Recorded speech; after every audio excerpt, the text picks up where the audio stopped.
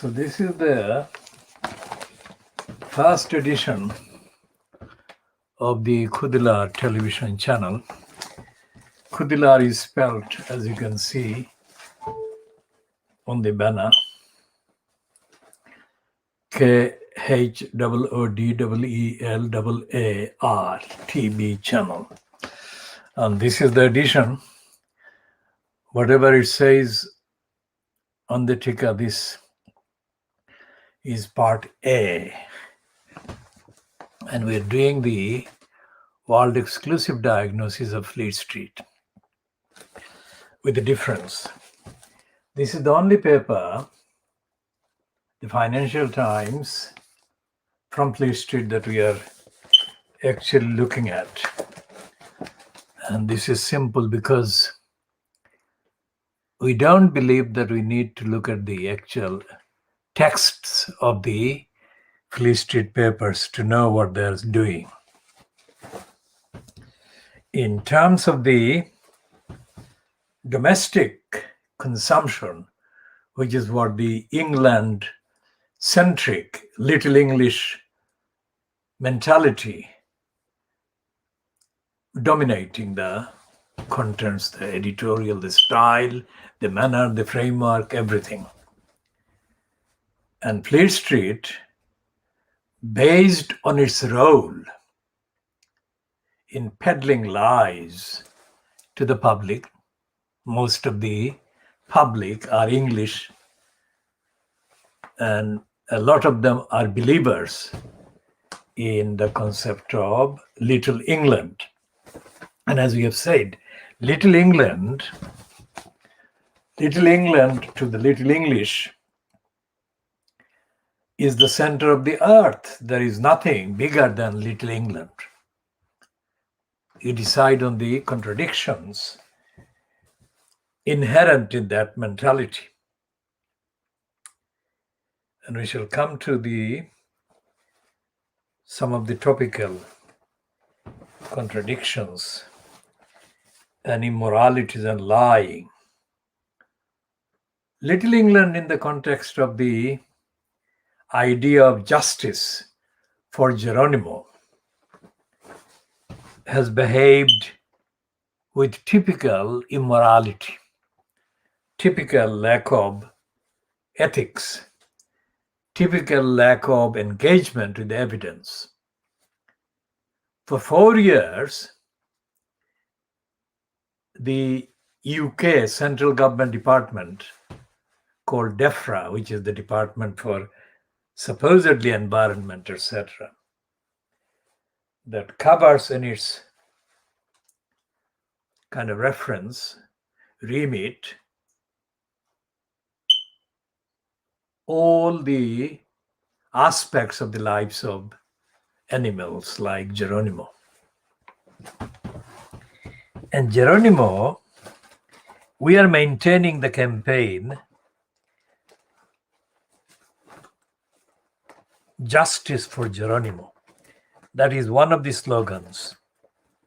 Justice for Geronimo, Save Geronimo, and similar statements that are actually based on the evidence of the last 4 years.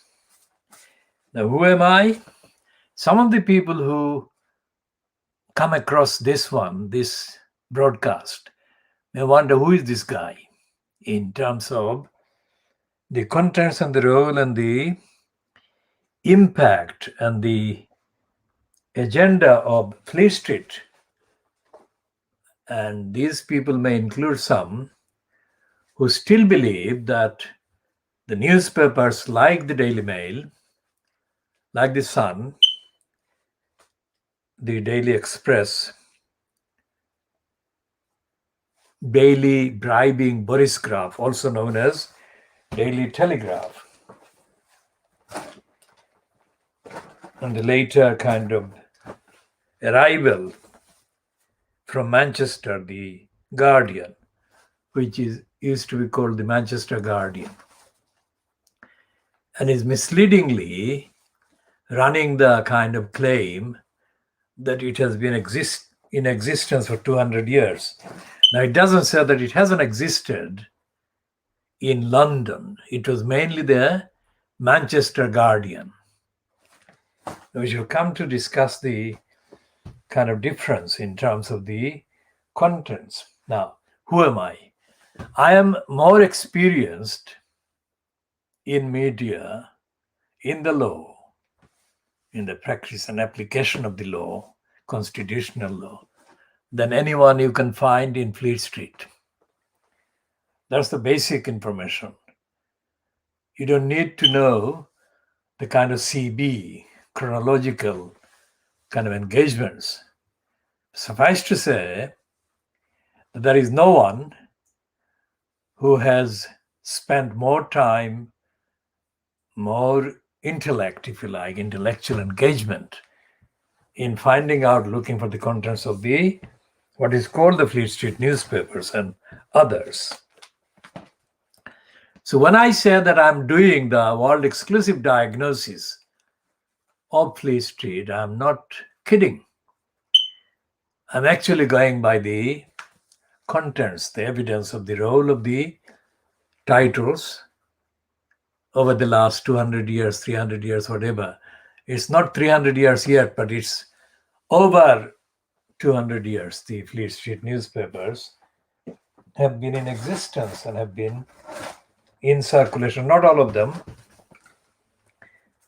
The one that is actually the longest running is, of course, the Times. But the Times, which used to boast as being the newspaper of record or records, has long ceased to be the newspaper of record or records. Not because it doesn't record news, of course it does, but the morality, the ethics, the neutrality, and the strength of moral purpose, accountability for society by the executive, by the power holders.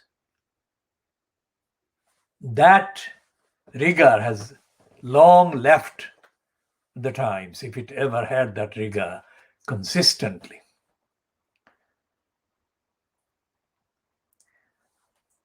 I mean, the Times, as I have said before, not in this edition, the Times is the newspaper that actually printed a shameless boast after the death of Alexander Solzhenitsyn,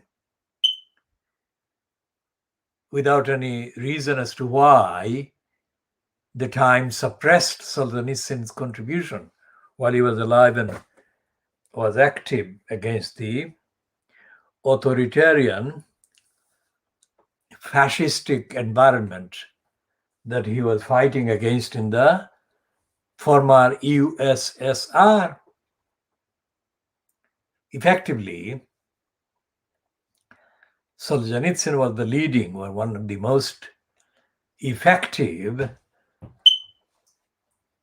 outspoken opponents and critics, diarists, journalists actually, about what Stalinism was doing to the people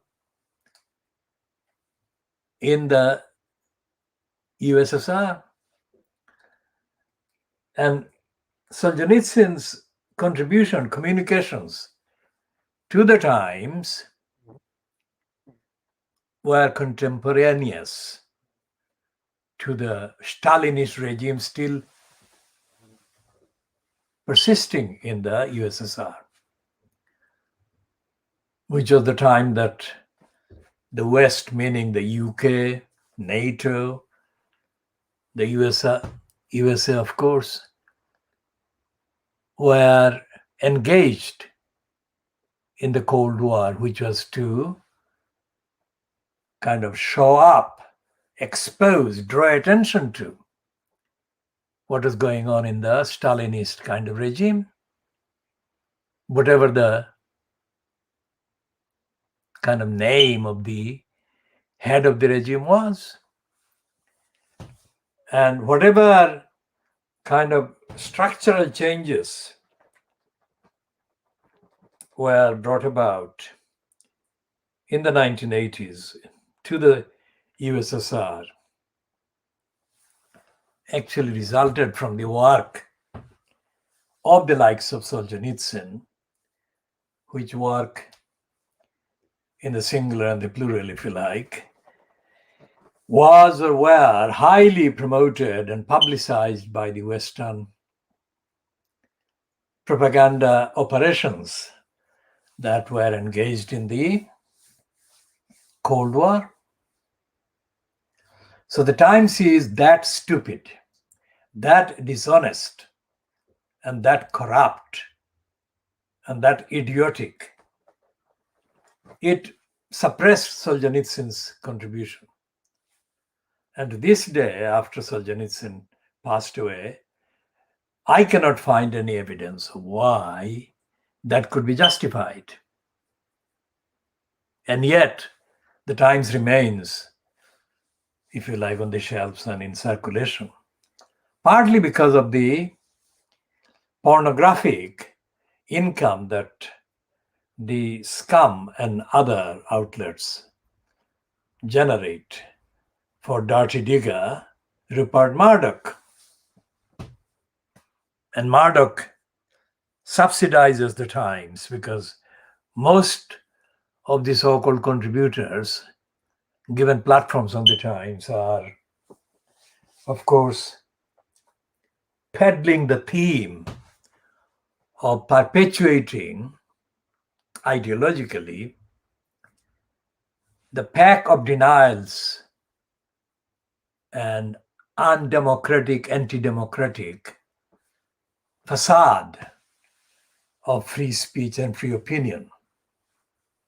There is no justice in what the Times does. And Geronimo has not been given a just platform by the Times or the rest of history. Now, today, we are beginning a phase where we shall not be buying Fleet Street newspapers. And this one, Financial Times, there is a reason why we have bought it. Now, the reason why we shall not be buying Fleet Street newspapers to do the review or diagnosis of Fleet Street is because there is nothing there in the contents. And Geronimo defines the emptiness, the moral bankruptcy and ethical kind of corruption by, in, through, via the Fleet Street papers. Every time the Fleet Street titles have allegedly carried any news report about Geronimo, they have lied, they have repeated, and they have stated the lies against Geronimo issued by the DEFRA, the central government department in the UK, and also by other departments of the UK. The DEFRA is the one that has been the perpetrator of the lying, defamation, slander, and libel of Geronimo's mom, Helen MacDonald. And they have always mentioned her as an afterthought. After repeating the DEFRA lies against Geronimo, all the newspaper reports then add Helen's disagreement with the DEFRA lies as an afterthought, as a kind of footnote. Now, for 4 years, Helen has been the main kind of party that has challenged the serial lies of DEFRA about the state of Geronimo's health, the quality of Geronimo's health, the impact of Geronimo's health. Now, as far as I know there is no other case, that is to say, there is no other story similar to this, and I have not come across any similar story. Now, when I say I, meaning I am the consumer of newspaper titles, I am the only consumer on the face of the earth that I know of who has bought most print newspaper titles every day for decades. This is one way. Looking at the papers, the contents of the paper, the bias of the papers, and the omissions, what they leave out, and the corruption of the papers. One way of looking at what the people who hold the positions in power at the expense of what remains of society. Because remember, what we are looking at, these people have been in power since May 2010. So 2000 is 11 years plus few months. 11 years and 3 months. And one day, let's say, or just under 3 months, if we count the date in May 2010. So these people are believers in the gospel of evil. What do?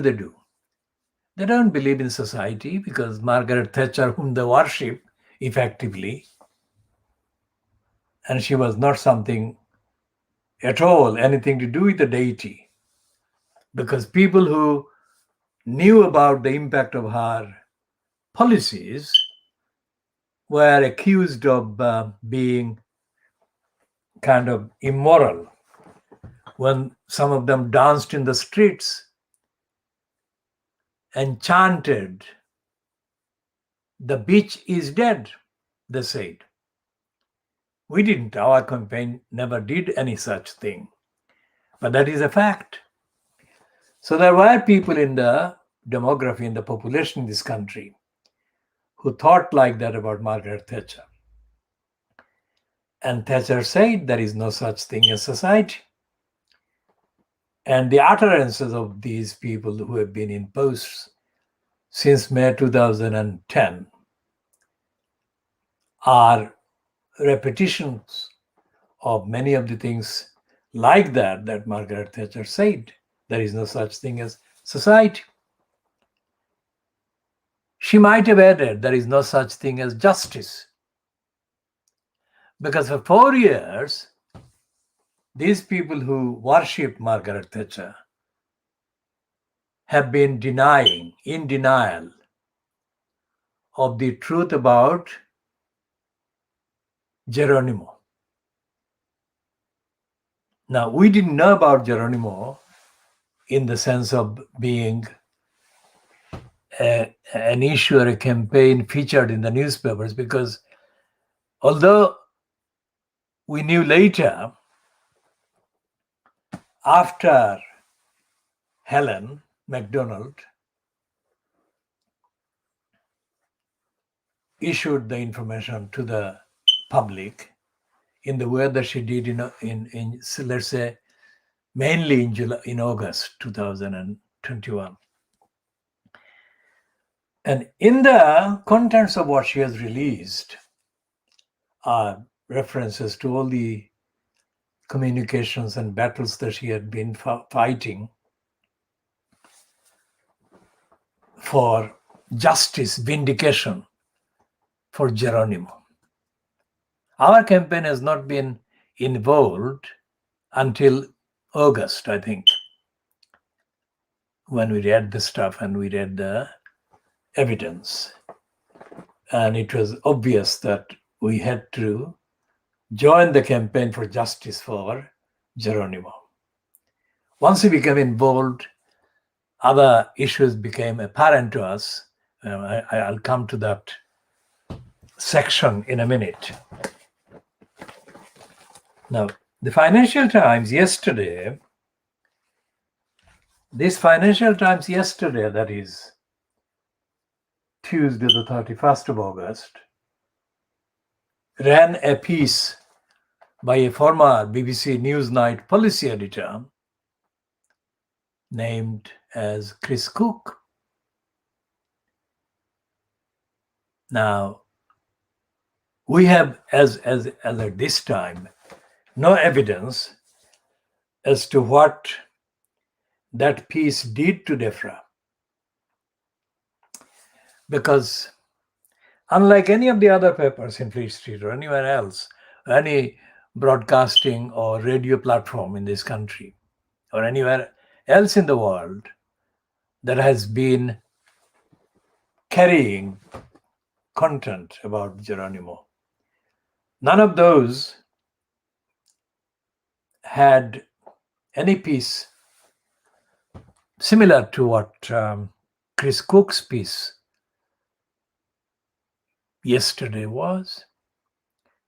And Chris Cook's piece yesterday, as I said, in my knowledge, is the first one published or broadcast or aired in any mainstream media in this country or a media from any other part of the world that actually referred to what goes on inside the UK government departments. Now, those people who are watching this, or those people who don't actually know about Britain from living in the UK, may or may not be familiar with the phrase civil servant. In most of the countries in the world, they are clerks, they are called clerks. They are not called civil. These are people who are not employed by the military, the defense services. These are people that are actually employed in various UK central government departments, so-called. Now, this broadcast, this program, and this campaign, this movement originally uses various phrases like so-called, not because we are not sure about the kind of described identities of these departments, but we want to point out that underneath the names, these departments actually don't deliver the service that the names imply. Similarly, civil servants are neither civil nor do they provide service. And that's what Chris Cook of the Financial Times mentioned, not in the way that I'm mentioning, but Chris Cook's piece was headed that civil servants is control officials. Either officials or civil servants in the UK are making every effort to keep official secrets secret. Now, that is contrary to the provisions of the so-called Freedom of Information Act. Remember, I'm saying so-called. It will become very clear immediately. Because the Freedom of Information Act that still exists in the UK statute book, so-called, was a reluctant piece of legislation. But under the provisions of the most widely referred to aspects of the Act, civilians, members of the public, are entitled to apply for freedom of information concerning government departments, concerning public bodies. And Chris Cook, in his piece, acknowledges that although that is the case, there are too many obstructions built in the Freedom of Information Act to deny the requester most of the important information they apply for. And in that context, Chris Cook says that he applied for a very small amount of information from the Treasury, that is the Finance Department of the UK government, back in 2007. Notice the year 2007. And the first formal reply, or the first factual reply to that request, he didn't get in 2007. He didn't get in 2017, 2018, 2019, 2020. He only got the first response or reply in May, I think, this year, 2021. So it's 18, 19, 20, 21, 4 years. Now the 4 years from 2017 to 2021 are parallel to the 4 years over which the DEFRA department has issued dozens and dozens and dozens of denials and lies against Geronimo. Of course, the two things are different because Chris Cook wasn't in any way, as far as his piece yesterday shows, looking for any information about DEFRA, any information what DEFRA was doing against Geronimo's rights and Helen MacDonald's applications.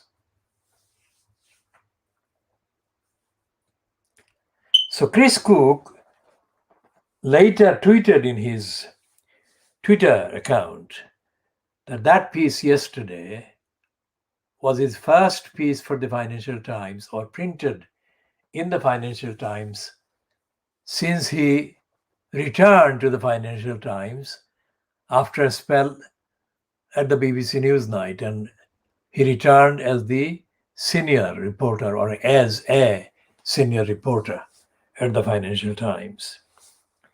So we don't know at this stage, because we are not in contact with anybody that has any direct communication with anyone on behalf of Geronimo. All we know is what is publicly kind of posted and accessible. So we don't know what contact or what contents of what contracts people campaigning for Geronimo have had about any aspect of the contents of the Financial Times. But it is very significant what the Financial Times says. We have already posted the image of the article by Chris Cook, and we have highlighted one or two aspects in a later kind of post yesterday. We didn't do any broadcast of this program yesterday. So what we are doing now is saying that we don't need to look at the Fleet Street papers because they have not told the truth about the government's behavior against Geronimo, and they have not told the truth about the government's conduct generally to the public. Now, in the full piece that Chris Cook has written about the officials, government officials, making it difficult for the public to get access under Freedom of Information Act. He or his piece is the first one that we have seen in any Fleet Street paper or any British paper that refers to various aspects of the government's departments or departmental behavior that are very significantly, ironically, coincidentally, however you want to put it, on the evidence,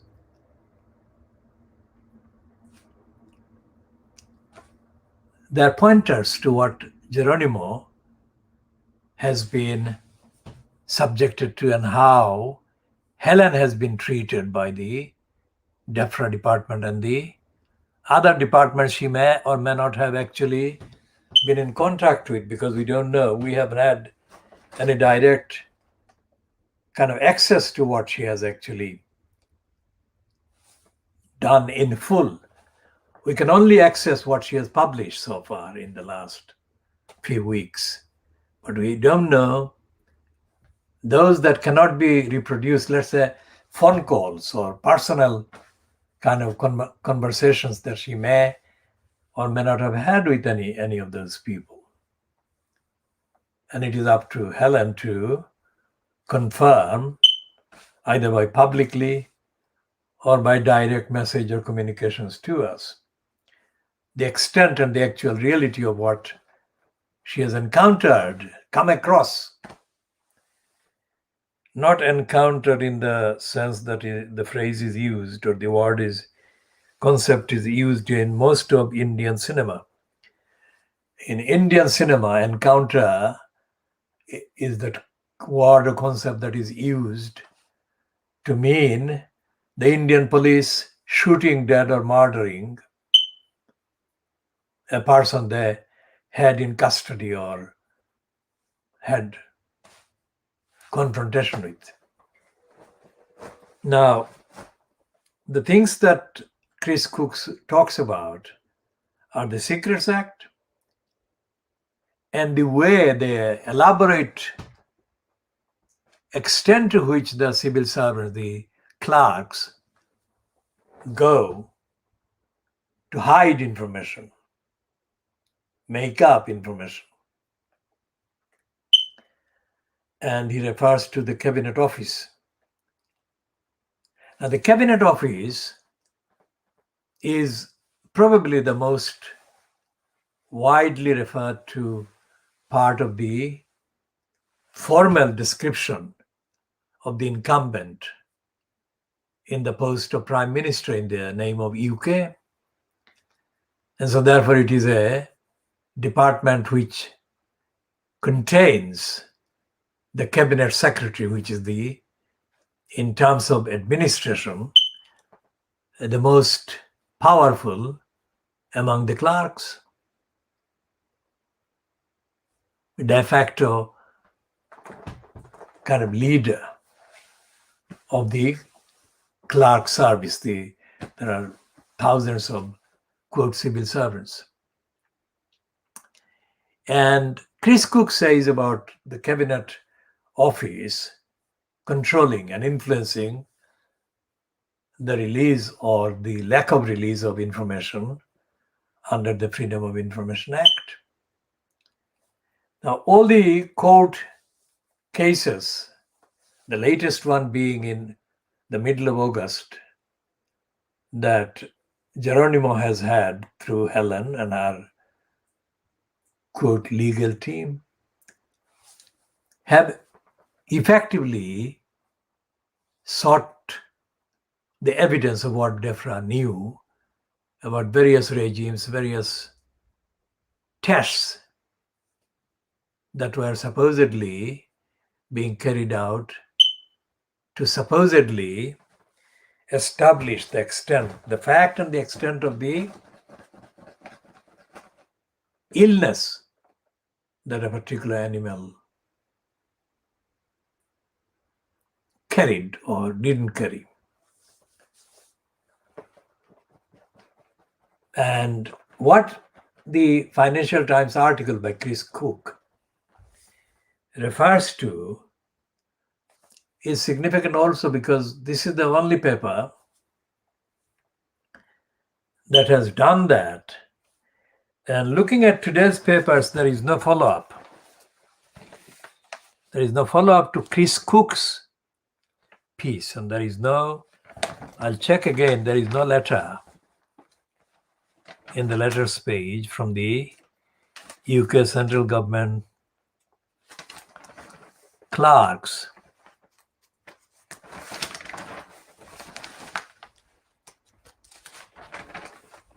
referring to what Chris Cook has said.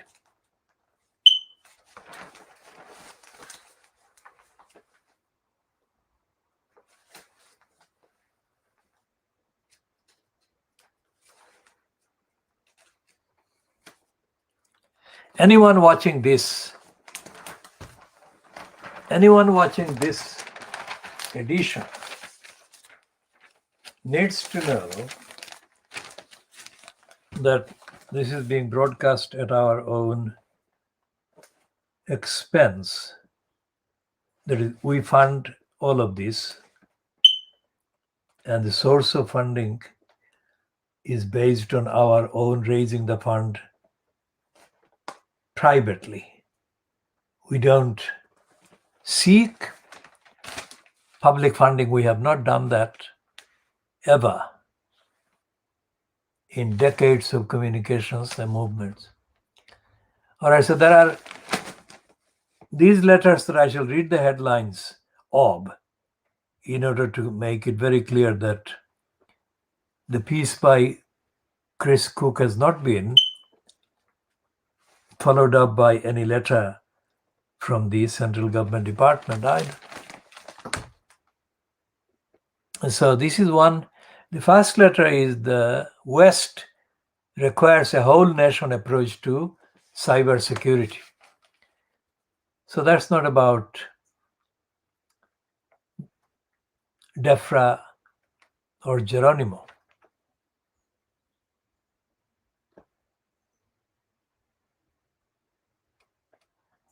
And there is the other letter, Campaign Group Defense Assisted Dying.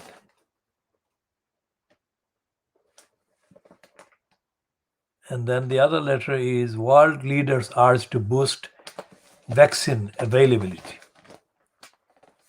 This is a letter from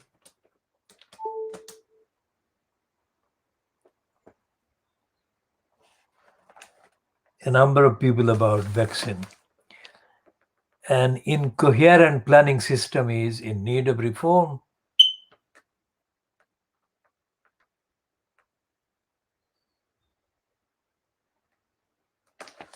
It's about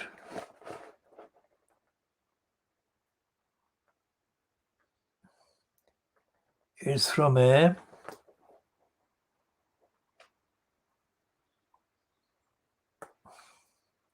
solicitor's company person.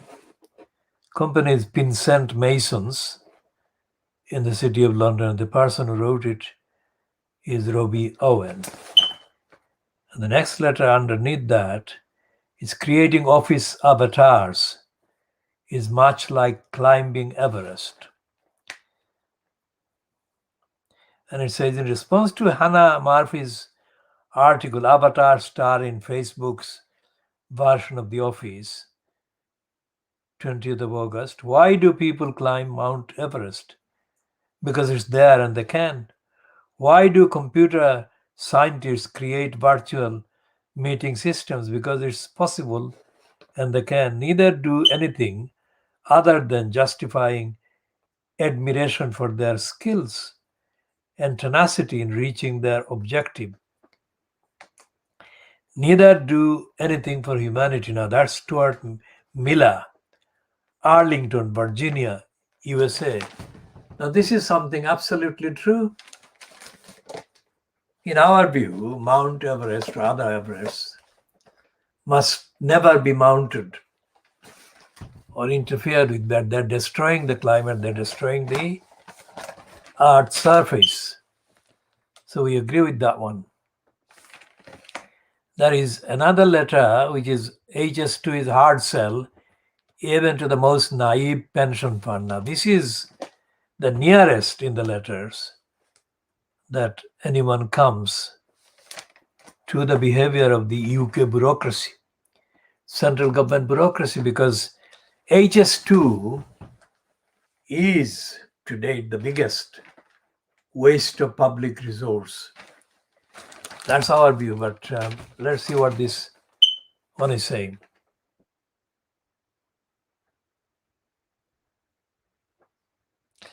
The last paragraph, with an estimated benefit to cost ratio of around 0.5% even before these latest changes, the Treasury, that is the UK Department of Finance, might have a job selling this government-backed white elephant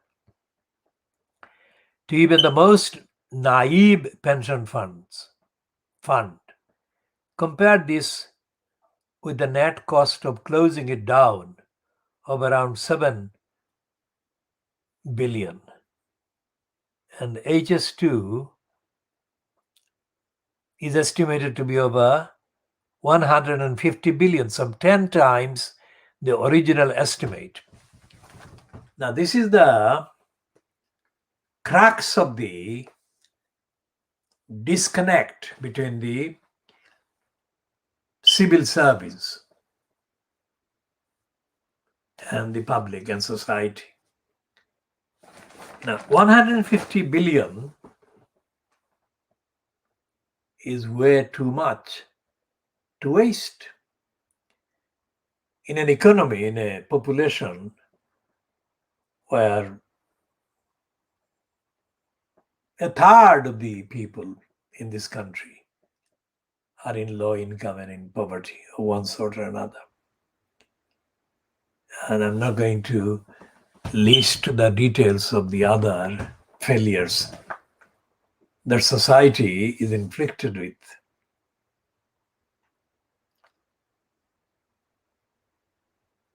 And this is common sense. White elephant is something that is waste, symbol of waste, public waste.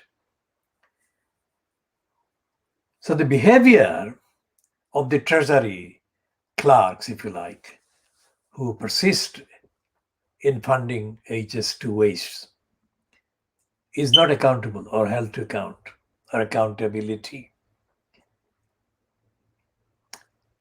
And the Chris Cook piece in the Financial Times on Tuesday, the 31st of August, 2021, is a light-hearted piece, despite the fact that the issue and the subject and the problems that he refers to or he highlights are very grave indeed.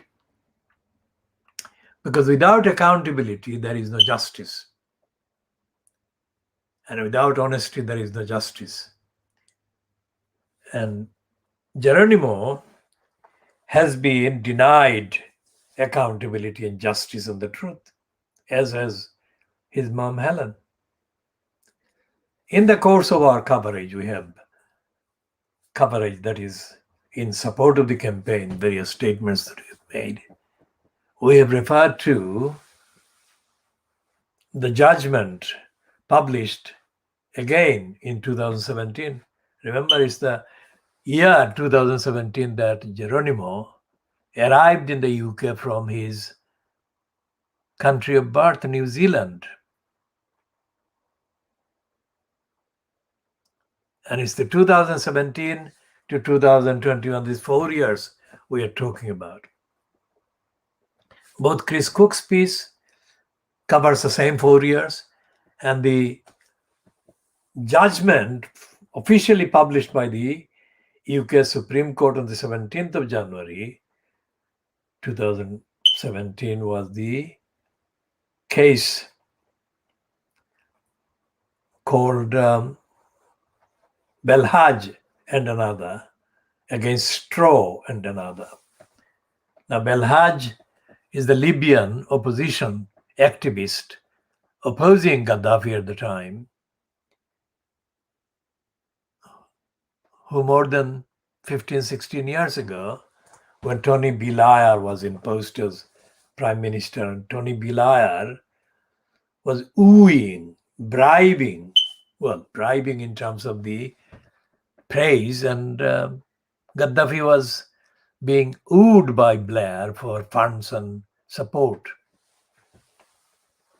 So in order to appease Gaddafi, or part of the appeasement of Gaddafi, the UK allowed the abduction of Belhaj and his wife from countries in the southeast in Asia.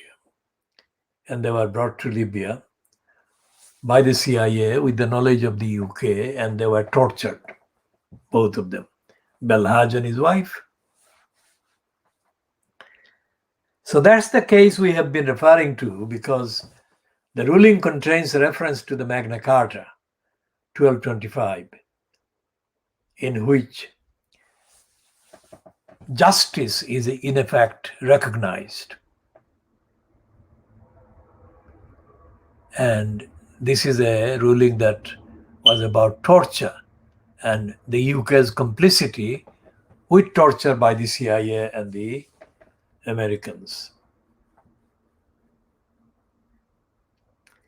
And during the various interviews that Helen MacDonald has given to Fleet Street, she has included the term torture.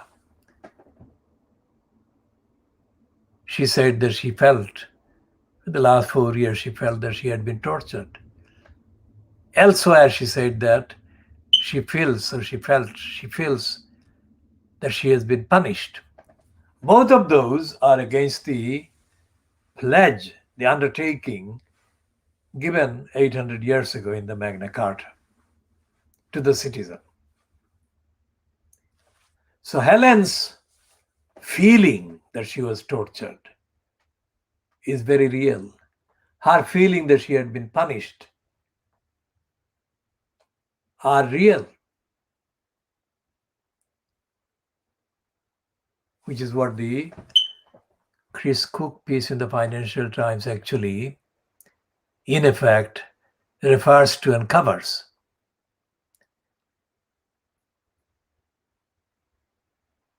Because if her request, turned down by the quote High Court judges, if her request was granted for access to material evidence, information that DEFRA had about the relevant aspects of their behavior, about detecting, about checking animals about health, she would not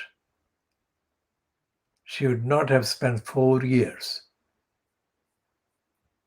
And in a post yesterday, 31st of August 2021, Helen says that that's the first time she had got a reply. Just like Chris Cook said that he applied for information in 2017 and he got the first reply in May this year. Now, in his book about the rise of fascism in Britain, the book that is a recent release, Paul Mason, who for a time worked on the BBC television, and his Twitter handle is called Paul Mason News. So anyone who wants to check can check by contacting him through the Twitter. Paul Mason has said that fascism is not happening in Britain in a kind of wild way, but it is happening with most of the people not being even aware that this is happening.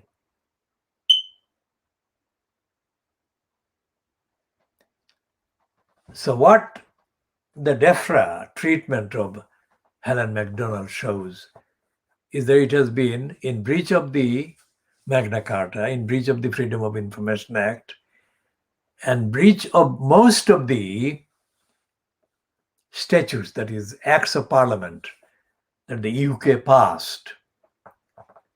And yet, Fleet Street never mentioned any of that. Never once mentioned any of those illegalities, those breaches. I mean, one of the most extraordinary breaches of UK law is the repeated perpetuation of libel, defamation of Helen MacDonald. Because in effect, they have called her a liar. She has been the one that has been asking for the truth. Yet she has been repeatedly called a liar. And this is in breach of the 2013 Defamation Act. In one particular, that Defamation Act 2013 says that a person is guilty of defamation if the person defamed, like Helen MacDonald, has been caused actual material damages and loss or potential loss. And if anything, Helen MacDonald has been the victim of an attack, a series of attacks, defamatory attacks that have directly caused her losses.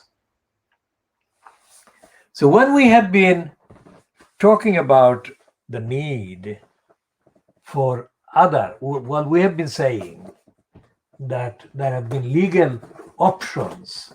We've been saying in public, not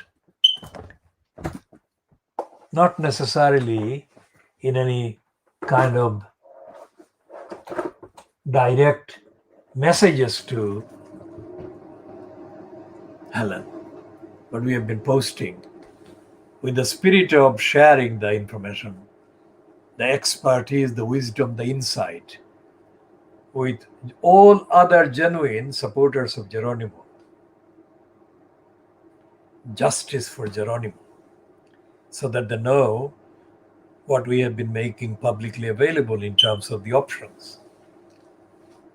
And we have said that although Helen has been represented in court cases by licensed law traders, at least in 3 most notable cases, the evidence shows that those are only 3 cases. There have been opportunities or options and scope in terms of evidence to mount many legal claims, court-based claims. Now here is an insight into how, quote, the law can be used as a directly productive political tool. There are 2 definitions of the law. One is the phrase written law. Who made that phrase famous? It's a woman called Fawn Hall. Now, Fawn Hall was the private assistant to Oliver North, Colonel Oliver North in the USA Army. And Colonel Oliver North was the one that was involved in the scandal during Ronald Reagan's regime as president with the Iran-Contra scandal. Very much like the duplicity and the contradictions and the dishonesty that the British media, Fleet Street,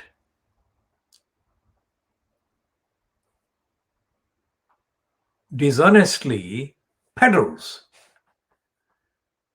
the UK government's, quote, alleged stance on the Taliban, or the UK government's alleged stance on many so-called Islamic terrorists.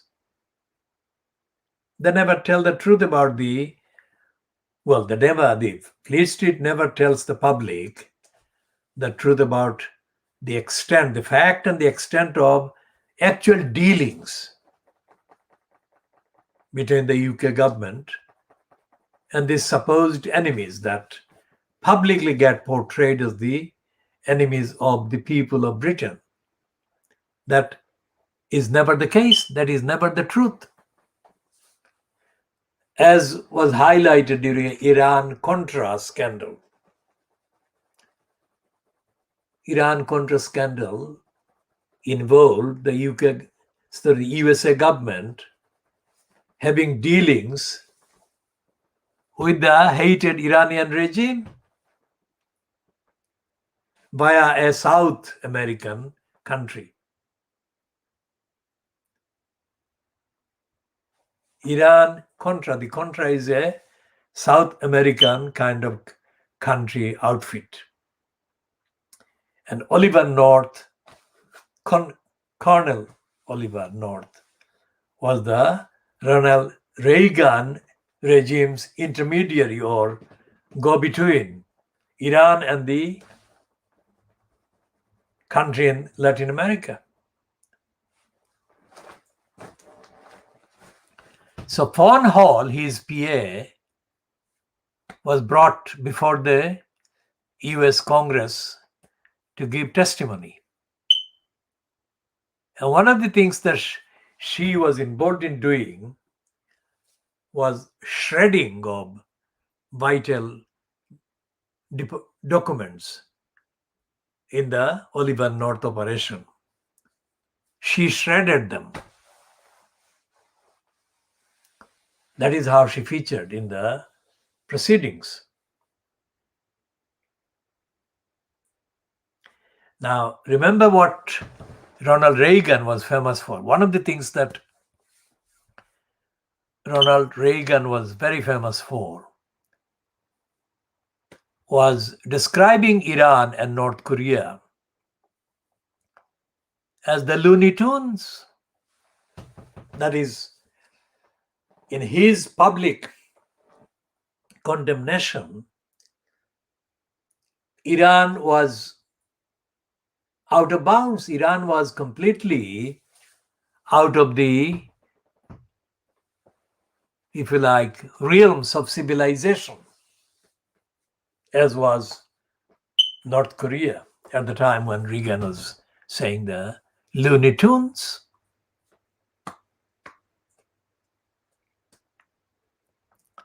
Now that was the Iran that the same Reagan was in business with in private. So this week's news, or the last week's news, carried by Fleet Street and the BBC and others in the UK, about Afghanistan include increasing indications, increasing, ascending, going up, mounting, increasing references to the Taliban as almost the good guys. Almost the good guys. Against whom? Of course, it is the other lot coming after Afghanistan, which is the, according to the contents in the British media, or contents propagated through the British media, Fleet Street, a kind of breakaway version of the ISIS. So what will happen in the coming weeks, months, years is that the West, including the USA, of course, will build up relationship with the Taliban in Afghanistan. Now, while they do that, they will also work to create another organization that can counter the Taliban in due course. And that organization or that outfit, that alternative, would welcome British business and business with Britain.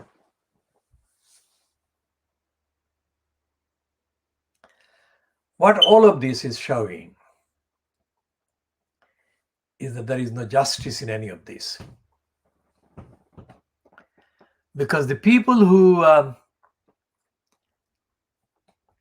have been featuring in the Fleet Street newspapers or Fleet Street media and the BBC and the Sky News, etc., in the last, let's say, 2 weeks, as being evacuated or rescued out of Afghanistan are not native Afghans in the main. The native Afghans in numbers have been very small, and they have only been rescued or included in the rescue by the USA and by the UK, two of the main occupants, because it would completely upset USA state and UK state interests if those particular Afghans were left behind. But in the main, the overwhelming majority of the people rescued out of Afghanistan have been non-Afghan US people, UK people.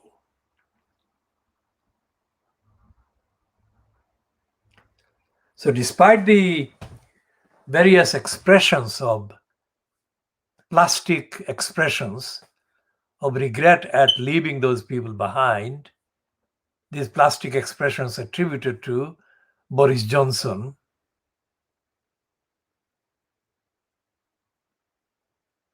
the main people rescued from out of Afghanistan have been the British natives or British nationals. Same thing with the USA nationals. No equal rights there. No recognition of equal humanity. No recognition of the human rights of the people who are being left exposed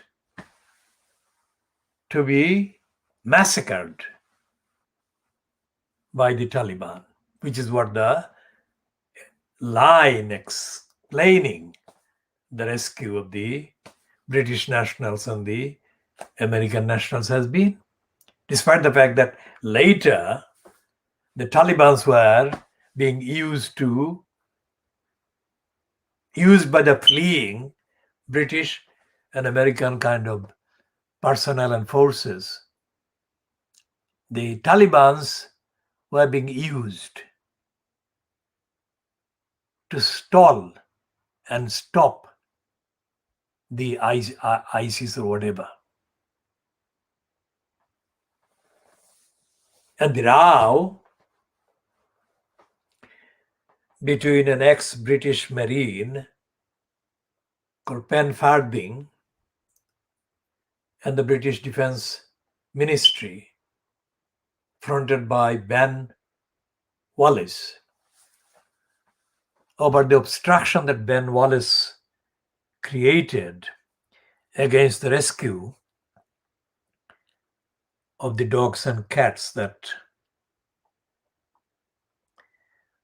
were at the shelter or shelters created and run by or ran under the direction of Ben Farthing in a place called Nawzat in Afghanistan. That row actually shows the injustice to the animals. Because Wallace said that he was not going to prioritize animals over people, or even to kind of treat animals as equal to people. That now shows that the media role has been to just kind of overhype the raw aspect rather than focus on the rights of those exposed to danger and being left behind. That was the row about. That was what Penfarthing was concerned about. And he had the support of, quote, likes of Ricky Gervais or Jarvis, who put a tweet in his Twitter account, quote,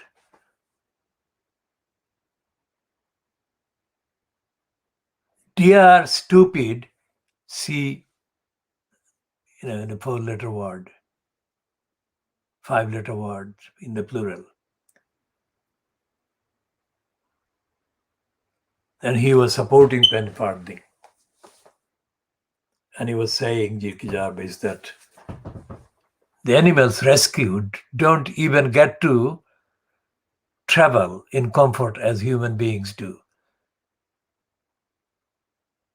because they are put in the most uncomfortable parts of the aircraft, which they have to put up with. Now that's the evidence.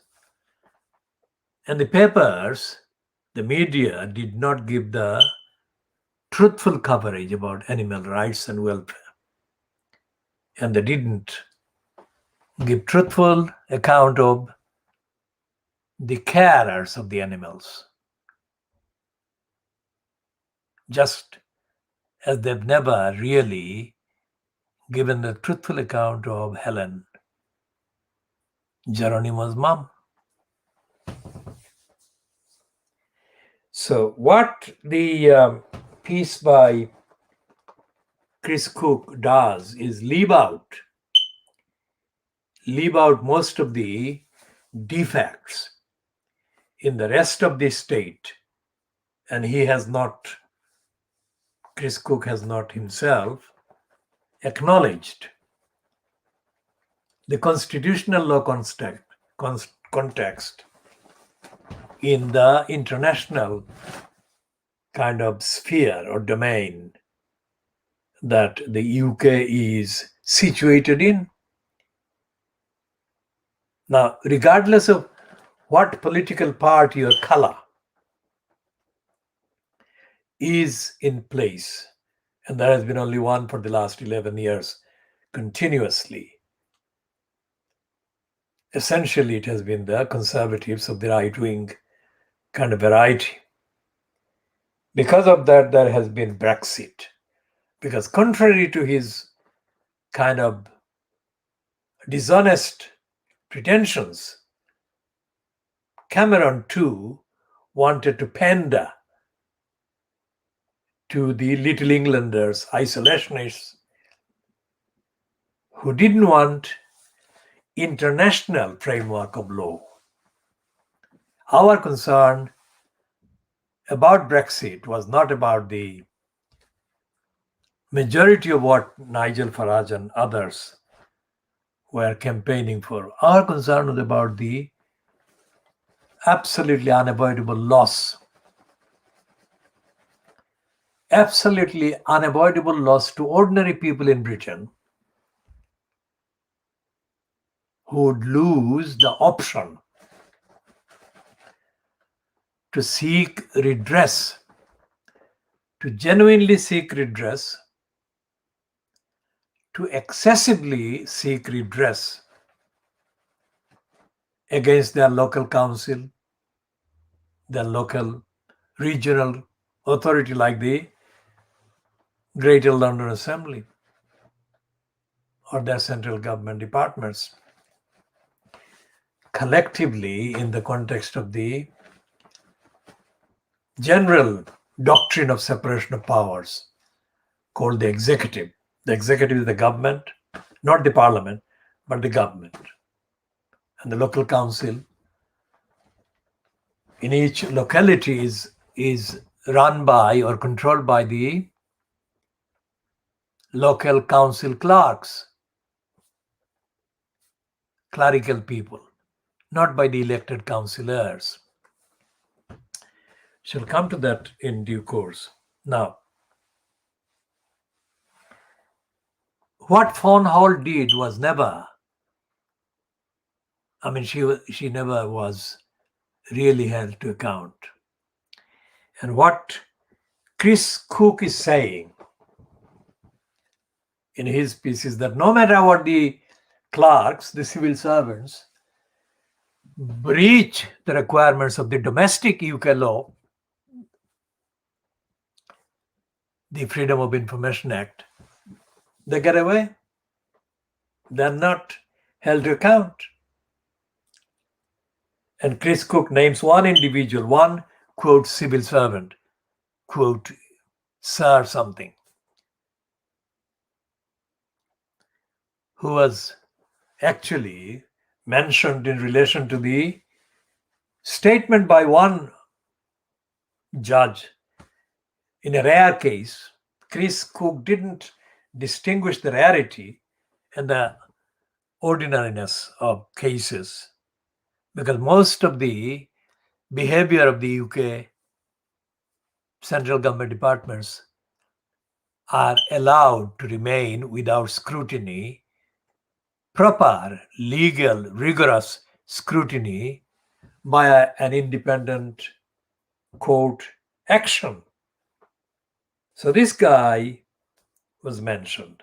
And Chris Cook also mentioned that even if they break the laws, break the rules, and in effect behave dishonestly, there is nothing. There is no outrage. He uses the word there is no outrage. Now, Chris Cook is a very laid-back individual. I have, strictly for evidence, I have had to observe his very rare appearances on camera in some of the broadcast items on Newsnight. He's very laid back and he's not somebody that can be in any way described as a campaigner, let's say.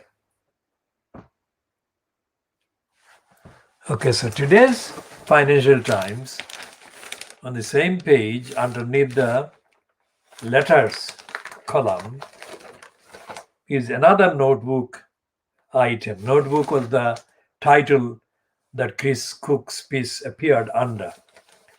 And this notebook is by somebody called Sebastian Payne. And Sebastian Payne's piece, notebook, is headed, Britain needs to find a better role for its former prime ministers. That's the Sebastian Payne piece.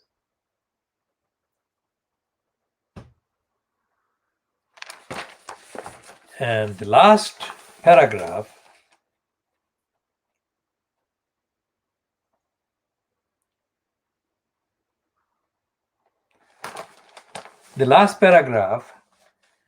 is completely typical peddling. Sebastian Payne writes, it's easy to imagine how much richer the debate over Brexit would have been if Blair, Brown, and Cameron had been present on the green benches. The dilemmas facing the country now, coronavirus, regional inequalities, and climate change, are no less serious And British politics is sorely missing leaders with wisdom and expertise. Our ex-prime ministers have both. Now, that is the last paragraph by Sebastian Payne writing his notebook. But before that paragraph, he peddles Tony Blair.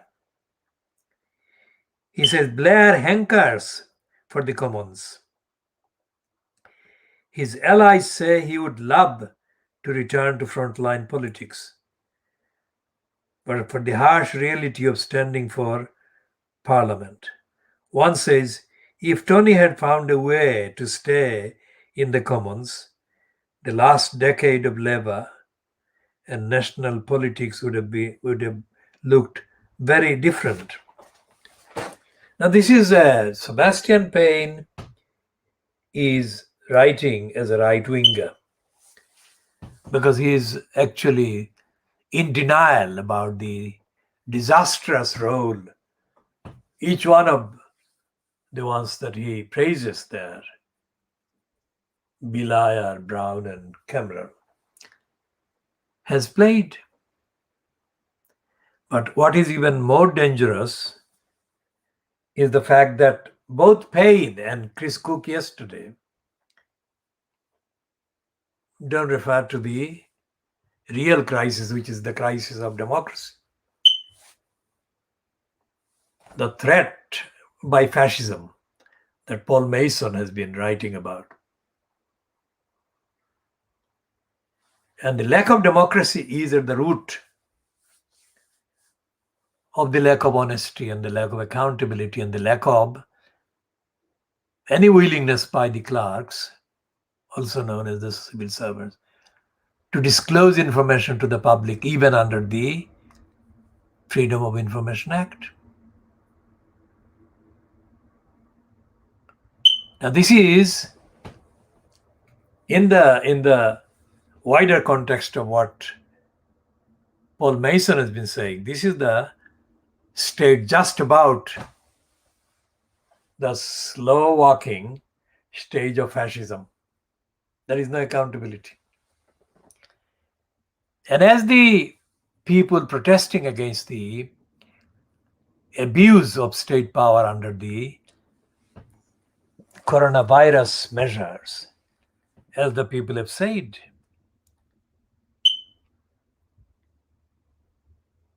this is fascistic. Not the actual content of any relevant preventative medicine, like the vaccines or whatever, but the way that people are being penalized, whereas the likes of ministers, governments, Prime Minister Boris Johnson, etc., are allowed exemption, which the ordinary people are not allowed. So, although Chris Cook writes a heading, the heading says,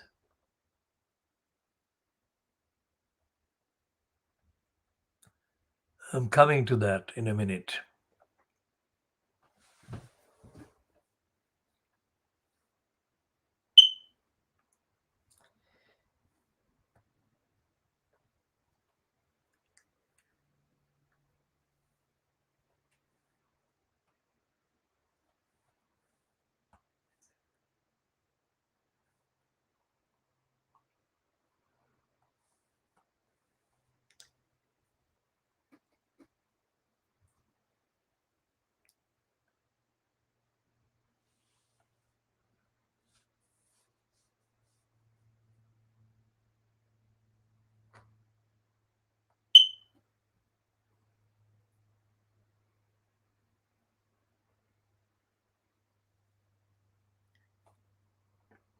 Let's see what Chris Cook's heading was yesterday.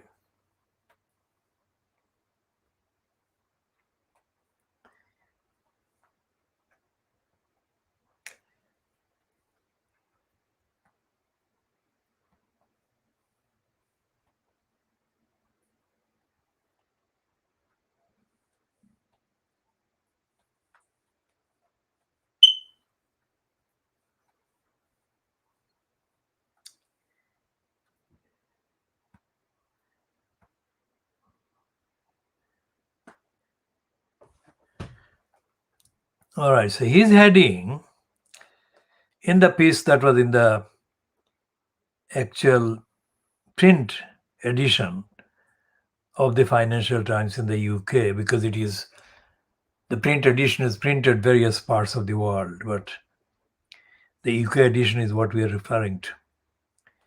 So the headline read, it was an opinion piece, UK officials are going to great lengths to keep their secrets secret. And he says the Freedom of Information Act is being quietly gutted by civil servants. Burnt. So what he's saying is the UK central government is allowing its employees to systematically, openly, rampantly break the existing Act of Parliament. Now, this is very topical because the newspapers, in misreporting Helen MacDonald's fight for justice for Geronimo, the newspapers have not done justice to this fact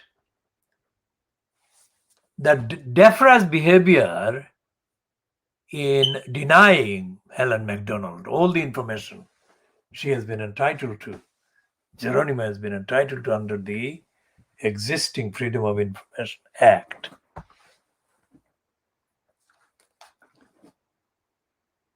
That is the government breaking the law. And the Fleet Street papers haven't come anywhere near that.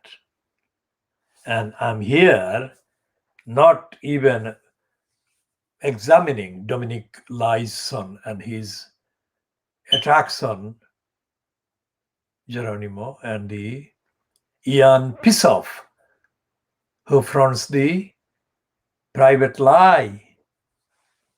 Because Pissoff's private lie repeated the DEFRA lies against Geronimo and against Helen MacDonald and lied about the state of health of Geronimo.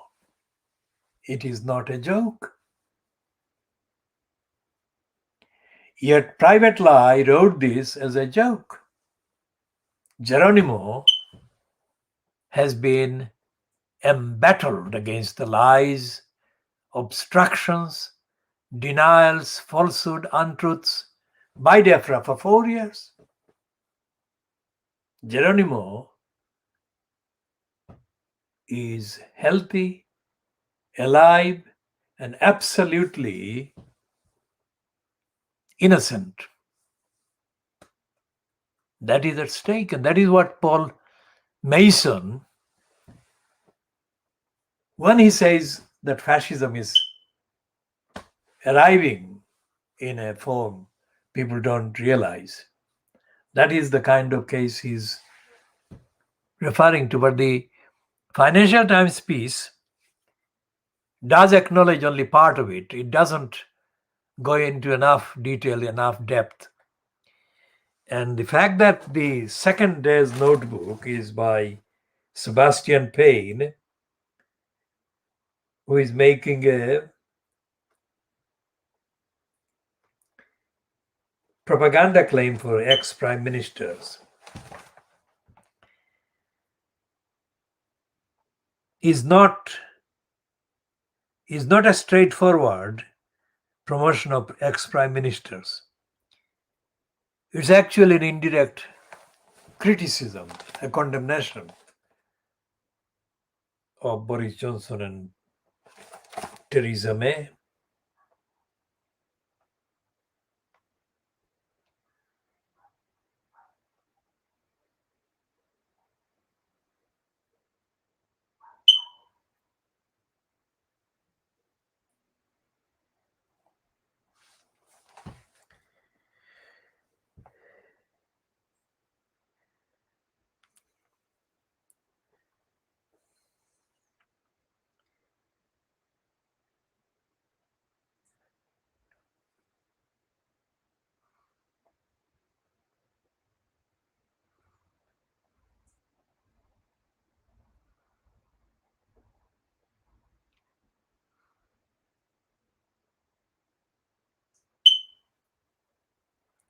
And this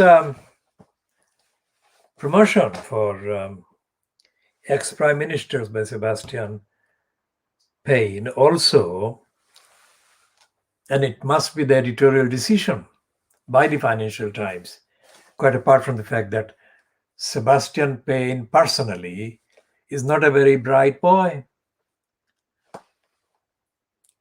Sebastian Payne is doing this by staying far away from the anti-democratic, fascistic, lack of accountability and lack of justice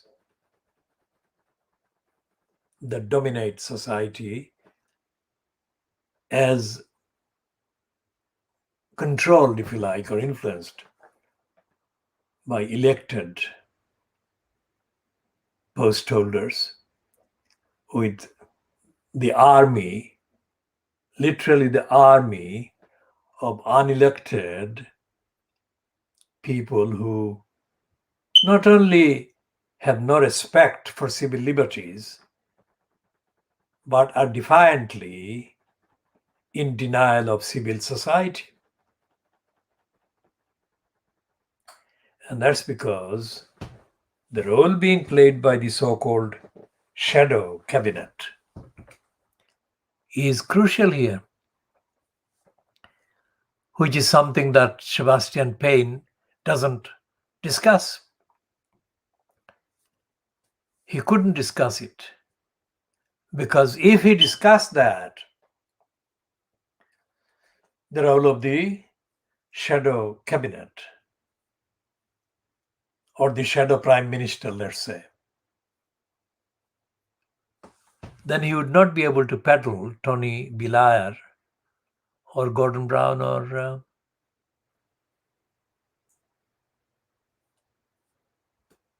David Cameron.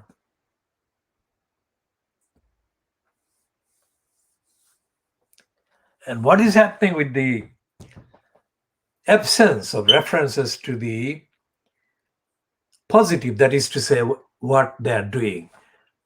Not positive in the sense of the tests for tuberculosis, positive in the sense of what is going on, as opposed to normative, that is what should go on, etc. So what is going on in the name of government, as, quote, fronted and led by Boris Johnson, is continuation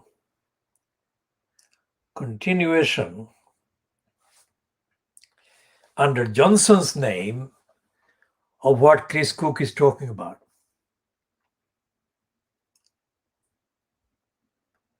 That the Freedom of Information Act is being gutted, and that's only a little sign, tip of the iceberg of the bigger thing. And here is the list of the bigger things that are happening. When Keir Starmer, here is a footnote about constitutional law. The UK constitution normally is referred to as a country with no written constitution. Now that is a misleading statement to begin with. But even if there were a written constitution, a volume called the Constitution, the contents would not serve the cause, the purpose of democracy, the purpose of democratic accountability. How? Here is how. Because the claim, as I said, misleading, that there is no written British constitution, because there are far too many acts of parliament that are collectively referred to as the statute book, although there is not one statute book as such, but collectively, notionally, all the acts of parliament constitute that part or those parts of the, quote, constitution that is supposed to be not written. So that's number one.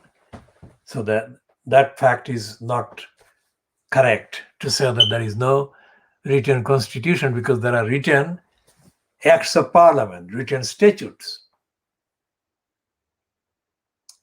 But if you look into the contents of the written acts of parliament, then you can, if you look cleverly and if you look intelligently and if you look in context, with an open mind and with enlightened background in your perspective and outlook, then you can immediately spot with ease the corruption of most of the acts of parliament, the corruption in most of the acts of parliament. Here is a international framework-based explanation. For example, when it was the European Convention for Human Rights, or so-called, various aspects of the main convention had to be acknowledged by a domestic Human Rights Act, which is the Human Rights Act 1998. But then you come across in there a lot of derogation. Now, derogation is an instrument that actually gives the domestic member country, let's say, too much leverage, too much excuses to behave in conflict with the very contents of the particular act of parliament, say the Human Rights Act. Because it says that if something like terrorism or national security are involved in an application of a provision of the act, let's say the Human Rights Act, then the domestic country can ignore the Human Rights Act. And there are too many articles in the original European Convention that the UK can avoid, can ignore. That there, and then in the contents of the Human Rights Act. Now, why is this such an important issue? Because if the main purpose, the main kind of provision, the main protection, human rights protection, are the subject of the case, court case against the government, against the state. Say in the case of Geronimo, if it is the DEFRA behavior violating the Human Rights Act, the Freedom of Information Act, two of the acts, then the applicant, Helen and Geronimo, would get significant prospect of relief. I'll come to prospect in a second. But if that significant prospect, otherwise possible, is blocked by the judge, then in effect, instead of interpreting the Act of Parliament, the judge becomes the tool of the defendant to the application, which is what has happened.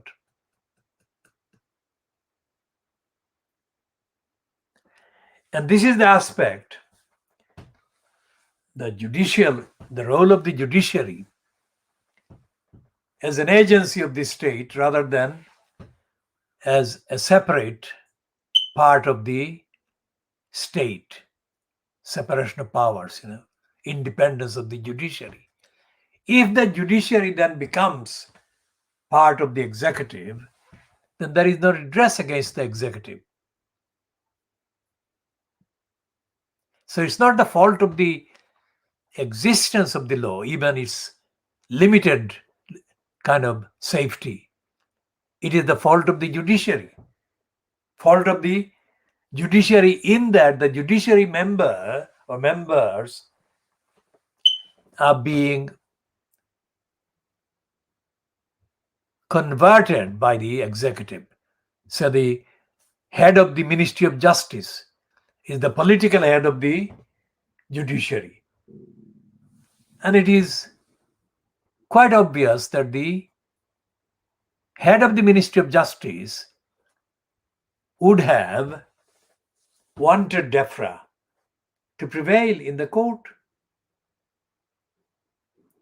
because a loss in a case by DEFRA is a loss not just for the DEFRA, the department, but of the entire government. And it's real and it's symbolic, because it has got implications across the departments and across the country. So politically, the executive has been sabotaging the independence of the judiciary and the existing, supposed to be existing independent legal remedies under the number of acts of parliament. The relief, the remedies that were supposed to be available to members of the public in the context of a particular decision or behavior by the particular department of the executive.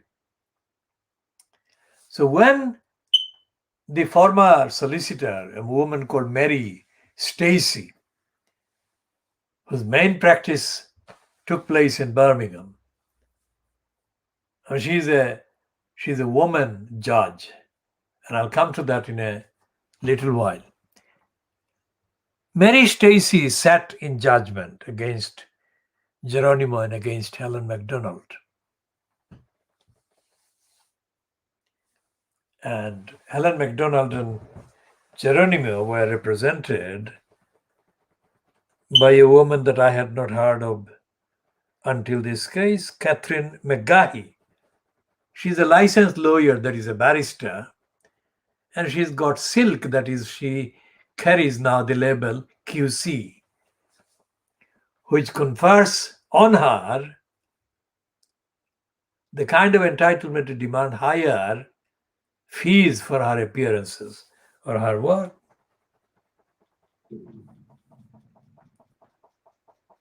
Now, I have not yet come across the actual contents of the particular case in full, so I'll not comment on that part, but I have seen the ruling issued by the one called Murray and the one called Griffiths. Now, Griffiths is the one about whom third parties have said publicly that Griffiths is the judge who is almost openly an agent of the government. And Griffiths is the one that supports mass murders of animals. And the third party says that this is too bad that Griffiths was the judge against Geronimo and Helen in that particular case. So when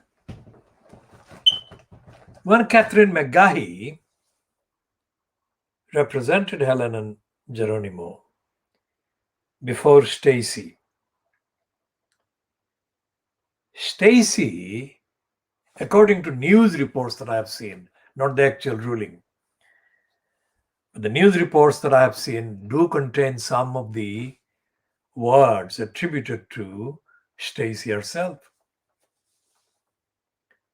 So when Stacy kind of made verbal comments in court or comments in the course of her role for DEFRA and against Helen MacDonald and Geronimo, Stacy, used offensive words and phrases. Stacy didn't give, going by the news reports that I've seen so far, as I keep saying, Stacy didn't recognize either the acts of parliament, the two acts of parliament that most relevant in the context. She didn't recognize the Human Rights Act, and she didn't recognize the Freedom of Information Act.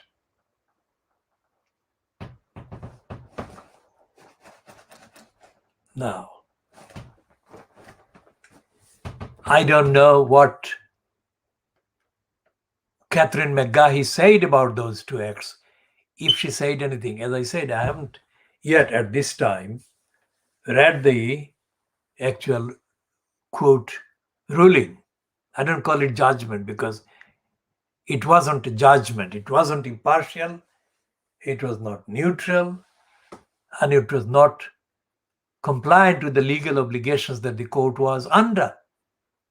And I'll come to those after I deal with the prospect. Now, there is no explanation in the news references that I've seen so far as to what Stacy was meaning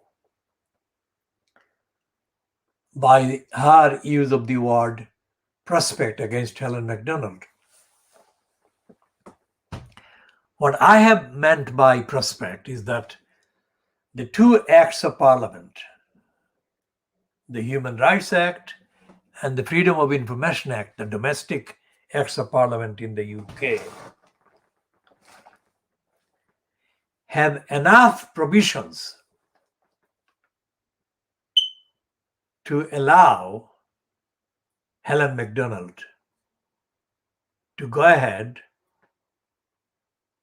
and lawfully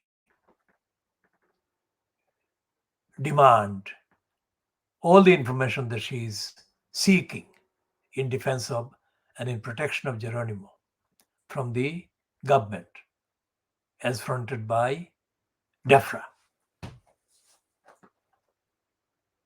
Now that is the bit that I haven't seen the kind of references to. Did Catherine McGahey, QC, refer to those two acts of parliament, or didn't she? If she did, then the utterance by Stacy that there was no prospect of success by the applicant, Helen MacDonald and Geronimo, was of course completely wrong, false, untruthful, because she was ignoring two valid acts of parliament being referred to by Helen MacDonald in her representation, by her representative. So, when Sebastian Payne writes another notebook the day after Chris Cook wrote his in the Financial Times, Sebastian Payne and Chris Cook actually complement in terms of the content, complement one another, because they are talking about The both of them are talking about the state dysfunctioning, because the motive, the context of Sebastian Payne's article that former prime ministers should be given a role is because of the crisis.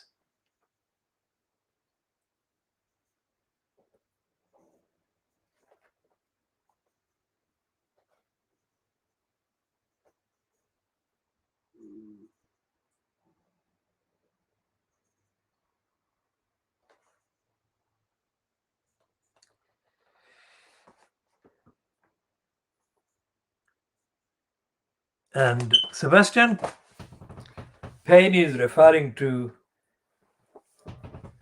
an agency, well, a kind of think tank called the Institute for Government. It's a woman called Hannah White.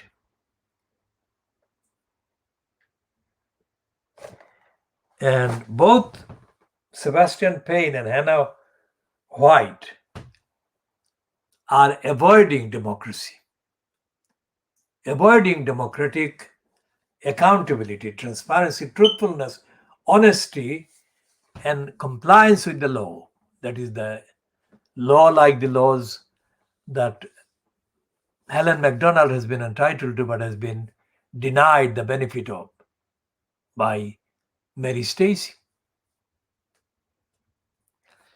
So the two pieces, one that Chris Cook wrote for the Financial Times yesterday, Tuesday the 31st of August 2021, and the piece that Sebastian Payne has written for today, Wednesday, Financial Times, there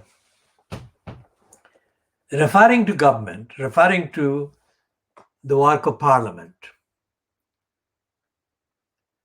And Sebastian Payne is making a case, or trying to make a case, with the help of this woman, Hannah White, in the group called Institute of Government or Institute for Government,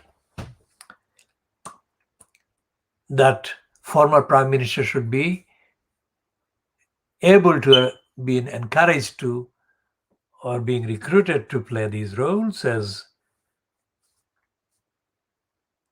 experienced people. But there is no reference to what their role or position would be or had been while they were prime ministers in supporting violation of the law, the written law, in the words of Fawn Hall, or the unwritten law, that is common law, and the law of due process and rule of law.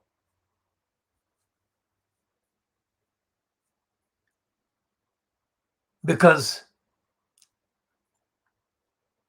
the universal function, the universal relevance of the rule of law, the doctrine, rule of law, is about the very purpose of the existence of a legal system, of the existence of the judiciary in a country. So whether Catherine McGahey went to any detail about the breaches, defiance of, violation of the requirements of the rule of law and due process, as was perpetrated by Mary Stacey, is not clear yet, because I have not seen the full kind of transcript of the actual proceedings. But regardless of whether I have seen it or not, the fact that Stacey ruled against everything that Helen MacDonald applied for is more than enough proof of where she went wrong. She was completely wrong, legally wrong?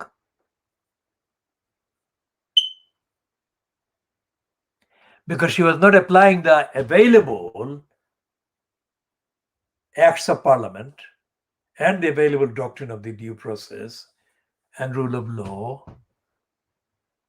to consider, legally consider, lawfully consider, truthfully consider, honestly consider, justly consider the evidence of Geronimo's health and the evidence of Defra's untruthful distortion and lies against Geronimo for 4 years. So this is Paul Mason's sleepwalking fascism, because Mary Stacey didn't hide her contempt for all these legal requirements that would have helped Helen and Geronimo, overwhelmingly helped them. And neither Sebastian Payne, who has kind of as an exhibition consulted the thing called Institute of Government, nor Chris Cook answered the criminality, illegality of the judiciary. So it's more than just Chris Cook's reference to what officials are doing in hiding diary entries about government ministers. It's about what they're doing to the legal rights of the individual. Chris Cook does mention court, but he mentions court and the role of the so-called civil servants in courts as actors who fake the evidence and kind of, and he didn't use the phrase, but what they do is they mesmerize. Government department employees, clerks, mesmerize most judges. And mesmerized, the judges then fail to even stay awake, to behave sensibly, with sense, which is what has been going on for the last 3 cases, in the cases that have been kind of defied and defeated and frustrated by Murray, Griffiths, and Stacey. These have been charades. These have not been legally, lawfully pursued and considered by the judges. They have been treated as occasions for the judiciary to abuse as part of the agenda, which has been consistently or persistently to rubber stamp what the government department, DEFRA, has itself been doing against the law. So when Mary Stacey said that Helen MacDonald didn't have a prospect of success, she wasn't talking objectively, neutrally.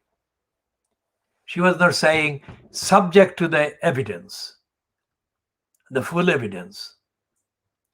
She was saying, as we, the judges, have been behaving as deniers of any lawful legal rights on the part of the applicant, there is no prospect of us changing. That's what she was meaning. That's what she was meaning.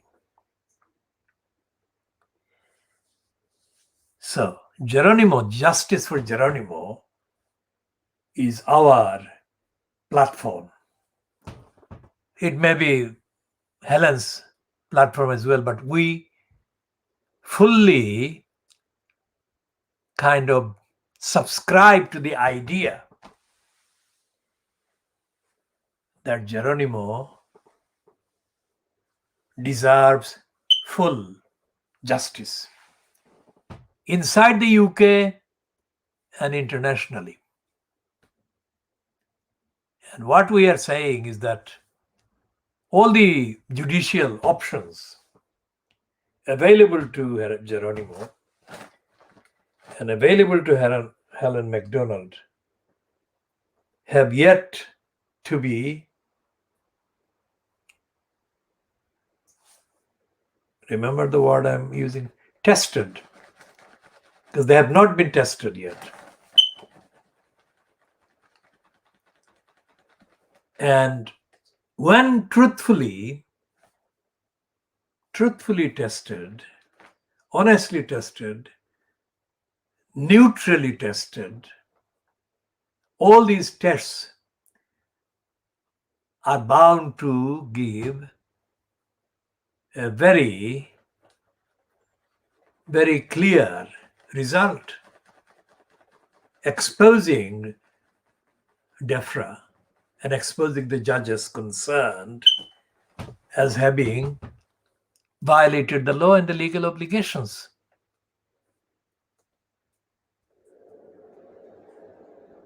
That is what I'm saying. And I'm saying that based on the evidence, based on the law.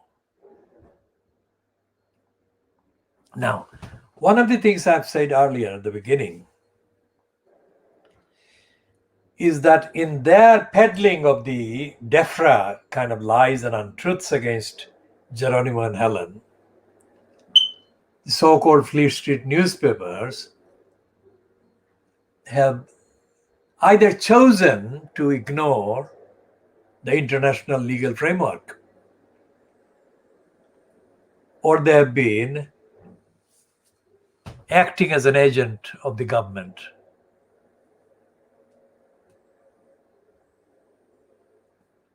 And have furiously promoted the pack of lies that have been telling untruths against the whole personality and health of Geronimo, and the case and the claim based on the best health of Geronimo,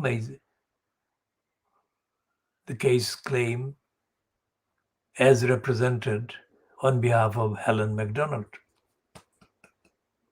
Now, Helen MacDonald is not an ordinary individual in the context of Geronimo.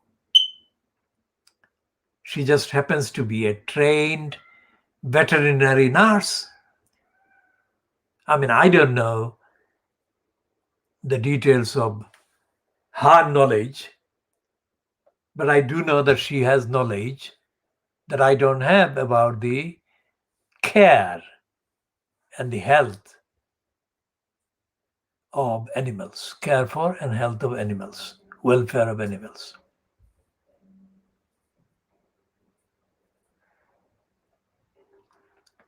So if, for example, somebody goes to an animal treatment center or the vets, and they come across one vet, that is veterinary surgeon, and one nurse, veterinary nurse, what would they do? The person who takes their pet animal for treatment or checkup, they would never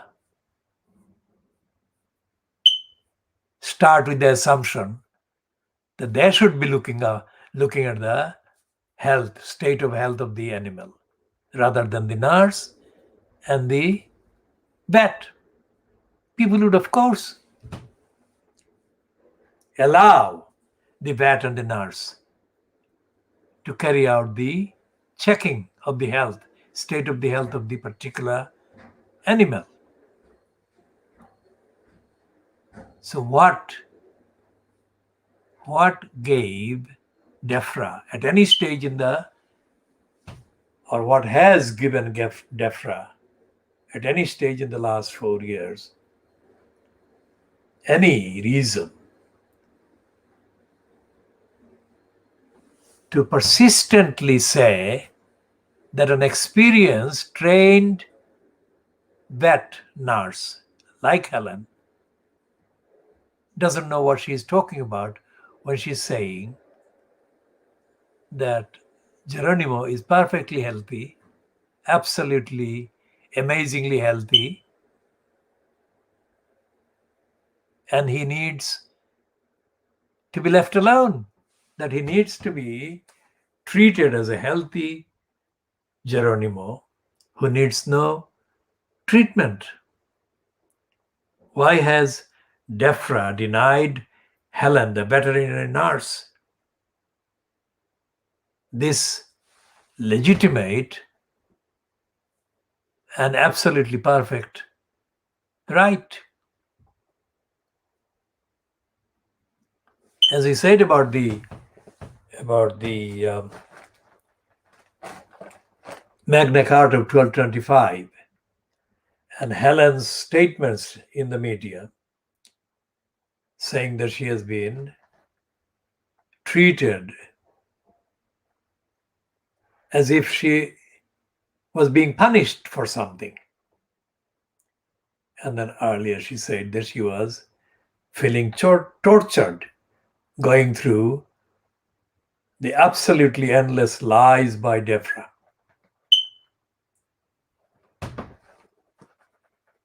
The torture, what is the difference between Helen's feeling tortured and the tortures in terms of the international kind of references to regimes that do torture or have done torture? The detainees in Guantanamo Bay, or the two detainees, husband and wife, Belhaj and his wife. What's the difference in the feelings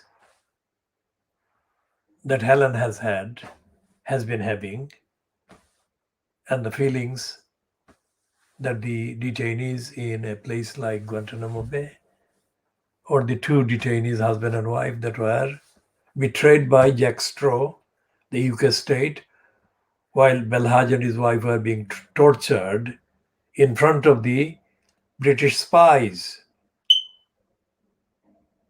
in Libya and on the planes on the way from the two Southeast Asian countries.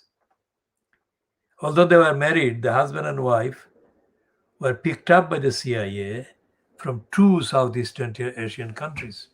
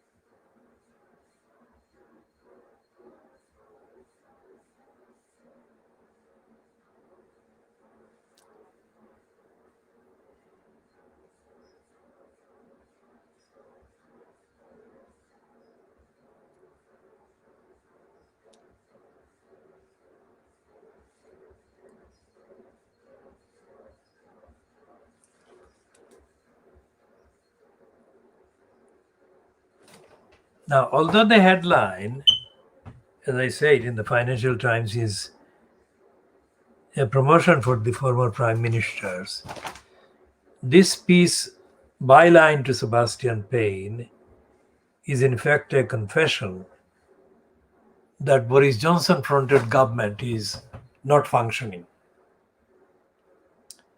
So Sebastian Payne is praising the interventions made by Theresa May as having resonated, that is to say, that it had an impact on the other MPs. That's Sebastian Payne. But let's go back to what I was saying at the beginning of this particular edition. There is no opposition, there is a shadow of the current government. Now, whether Blair, Blair, Gordon Brown, John Major, or Tony Blair, whether they are brought back to playing roles as former prime ministers, that remains to be seen. But currently, what is certain is that the person who is supposed to be holding the government, the executive, politically to account is the person who is the leader of the opposition, supposed to be. He's supposed to be leader of the opposition, but actually he is called the shadow prime minister, in effect. And his cabinet, shadow cabinet, not the opposition cabinet.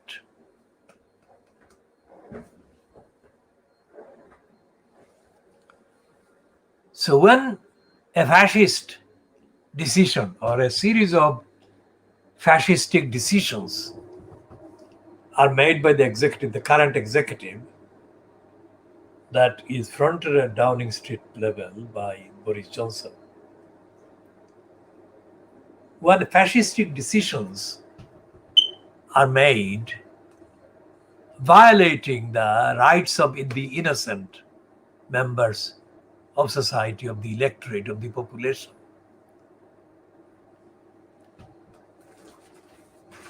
the role of the leader of the opposition is supposed to be uphold the rights of the victims of injustice, unjust decisions by the executive. So is that happening? The answer is no. Although he is the leader of the opposition, he is not delivering the role that he is holding the post for in the kind of appearances. If an injustice is done to a British person or a person legitimately living in society, and the leader of the opposition is in a position to give an opinion, what do they do? What should they do objectively, fairly, reasonably, accountably, and without bias?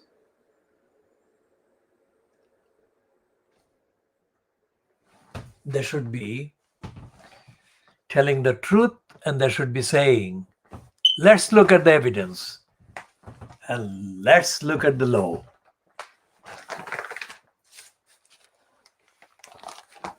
So we shall be